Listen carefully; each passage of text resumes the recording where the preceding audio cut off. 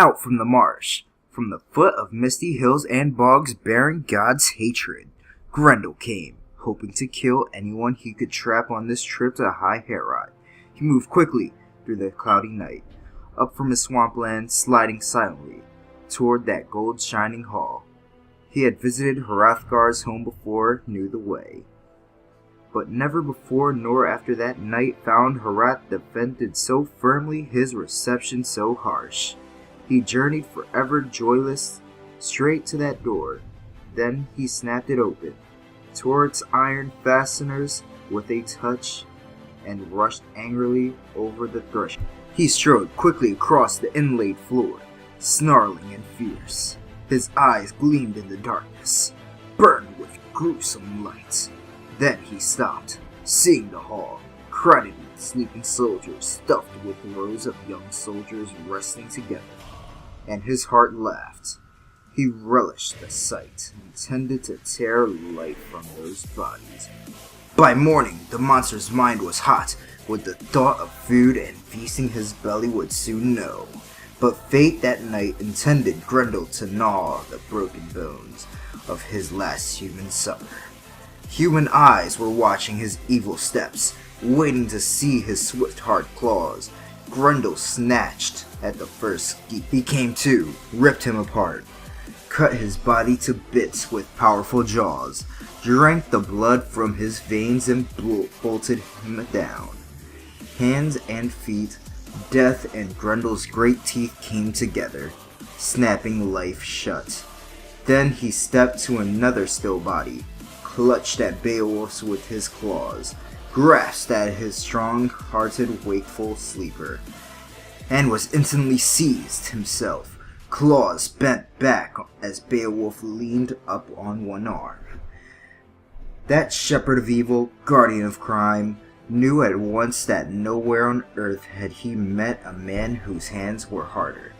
His mind was flooded with fear, but nothing could take his talons and himself from tight hard grip. Grendel's one thought was to run from Beowulf, flee back to his marsh, and hide there.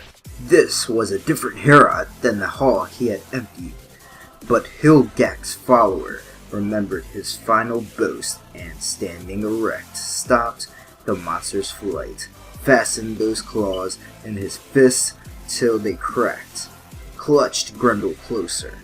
The infamous killer fought for his freedom, wanting no flesh but retreat, desiring nothing but escape. His claws had been caught. He was trapped. That trip to Herat was a miserable journey for the withering monster. The high hall rang, its roof boards swayed, and Danes shook with terror down the aisles, battle swept angry and wild. Herat trembled, wonderfully built to withstand the blows. The struggling great bodies beating at its beautiful walls, shaped and fastened with iron inside and out, artfully worked, the building stood firm. Its benches rattled, fell to the door. Gold-covered boards, grating as Grendel and Beowulf battled across them. Hrothgar's wise men had fashioned Herat to stand forever. Only fire they had planned could shatter what such skill had put together. Swallowed in hot flames, such splendor of ivory, iron, and wood. Suddenly sounds changed. The Danes started in new terror, cowering in their beds as the terrible screams of almighty enemies sang in the darkness, the horrible shrieks of pain and defeat, the tears torn out of Grendel's taut throat, Hell's captive caught in the arms of him who of all men on earth was the strongest, that mighty protector of men, meant to hold the monsters till its life leaped out, knowing the fiend was no use to anyone in Deathmark. All of Beowulf's band had jumped out from their beds, ancestral swords raised and ready, determined to protect their prince if they could. Their courage was great, but all wasted. They could hack at Grendel from every side, trying to open a path of evil soul, but their points could not hurt him. The sharpest and hardest of iron could not scratch at his skin, for that skin-stained demon had bewitched all men's weapons, laid spells that blunted every mortal man's blade. And yet his time had come. His days were over. His death was near. Down to hell he would go, swept, groaning, and helpless, to the waiting hands of still worse fiends. Now he discovered, once the afflicter of men, tormentor of their days, what it meant to feud with Almighty God. Grendel saw that his strength was deserting him, his claws bound fast, Hilgak's brave follower tearing at his hands.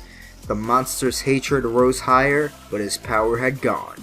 He twisted in pain, and the bleeding sinews deep in his shoulders snapped, muscle and bone split and broke. The battle was over. Beowulf had been granted new glory. Grendel escaped, but wounded as he could flee to his den, his miserable hole in the bottom of the marsh, only to die, to wait for the end of all his days. And after that bloody combat, the Danes laughed with delight. He who had come to them from across the sea, bold and strong-minded, had driven affliction off, purged Heorot clean.